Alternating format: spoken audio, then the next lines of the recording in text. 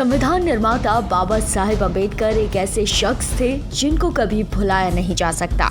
कोई भी समस्या हो, उनके विचार लोगों का मार्गदर्शन करते थे।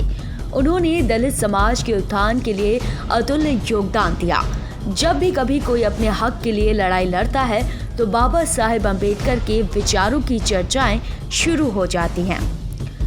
आज देश का एक सबसे बड़ा मुद्दा किसानों का आंदोलन बना हुआ है।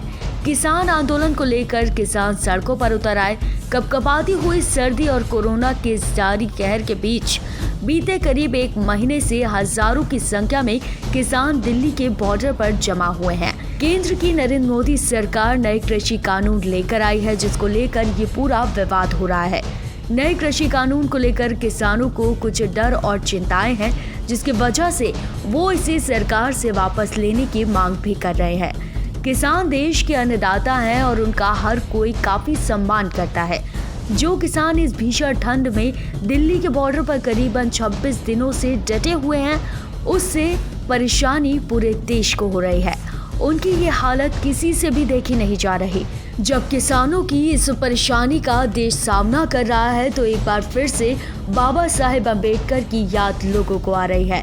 किसान अब खेती से जुड़े उनके विचार थे, उस पर अगर ध्यान दिया जाए तो शायद ये पूरा मामला हल हो सकता है। बाबा साहेब अम्बेडकर ने खेती किसानों के उत्थान में एक शोध प्रबंध किया था, जिसमें उन्होंने बताया था कि ग्रामीण जनजीवन कैसे बदल सकता है।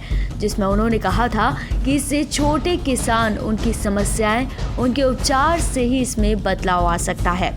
इस दौरान कोकड़ क्षेत्र में एक बड़ी समस्या होती थी और वो थी खेती प्रथा। इस प्रथा के मुताबिक किसानों के टैक्स वसूलने के लिए बिचौलिए रखे गए थे, जिनको ये काम करने के लिए कुछ भी करने की छूट होती थी। खोती प्रथा से मुक्ति दिलाने के लिए बाबा साहेब ने एक विशाल आंदोलन खड़ा कर दिया था। 1937 में खोती प्रथा को खत्म करने के लिए उन्होंने बम्बई विधानसभा में एक बिल रखा। 1938 में एक विशाल मोर्चा भी निकाला गया, जिसमें 25,000 किसान शामिल हुए थे। उनके प्रयास सफल हुए और किसानों को उनका हक मिला।